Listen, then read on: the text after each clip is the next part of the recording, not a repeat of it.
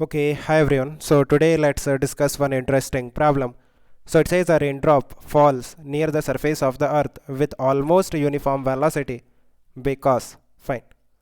So आप देखो एक रेन ड्रॉप अर्थ सरफेस के नज़दीक एक कांस्टेंट वेलोसिटी से फॉल करता है.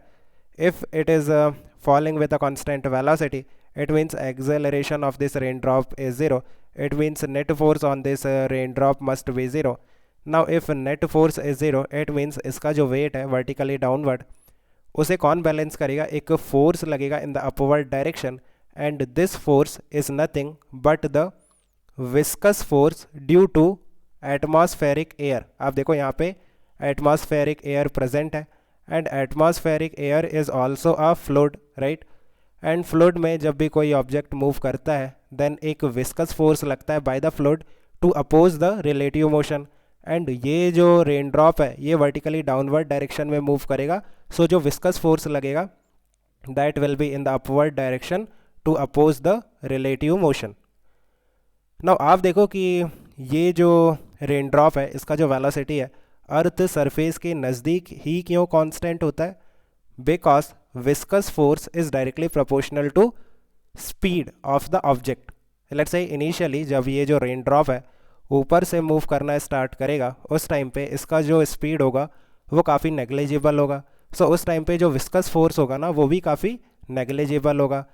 दैट्स वाई ये जो रेन ड्रॉप है ना ये एक्सेलरेट करेगा in the downward direction because of the acceleration due to gravity.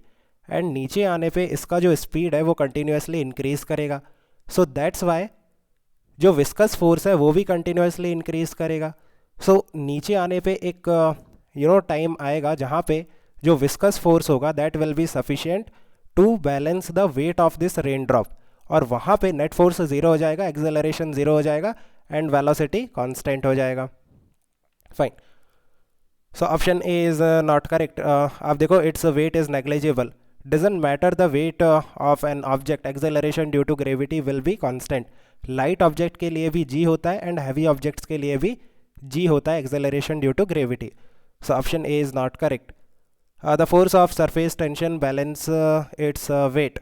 Of course not, because surface tension tangential to the surface लगता है ना, it cannot balance the weight. Option B is also not correct. The force of viscosity, yes. Option C is correct. The drops are charged and atmospheric electric field balances its weight. Of course not. Because generally ये जो rain drops हैं ये neutral होता है ना. Fine. So I think you have understood. Let me know if you still have any confusion. We can discuss further. Okay, guys, keep working hard. Best of luck. Bye.